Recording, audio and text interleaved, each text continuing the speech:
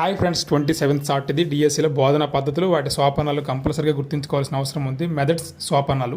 ముందుగా చర్చా పద్ధతి సోపానాలు ప్రణాళిక, సంసిద్ధత, నిర్వహణ, మూల్యాంకనం. ఈ 4 వరుసగా ఉంటాయి. మనకి మూడవది, రెండవది, చివరిదని అడగవచ్చు. ఇది విద్యార్థి కేంద్రిత పద్ధతి. అలాగే సాంఘిక ఉద్గార పద్ధతి, ఇది కూడా విద్యార్థి కేంద్రిత పద్ధతి. ఇందులో సోపానాలు ప్రణాళిక, నిర్వహణ, నివేదిక, మూల్యాంకనం. చర్చా పద్ధతి కొంచెం డిఫరెంట్గా ఉంటుంది. అలాగే మూడవది ప్రాజెక్ట్ మెథడ్, సన్నివేశ కల్పన, ప్రకల్పన ఎంపిక, ఉద్దేశం యొక్క నిర్ణయము, ప్రణాళిక రచన, ప్రాజెక్ట్ అమలు, మూల్యాంకనం, నమోదు చేయుట.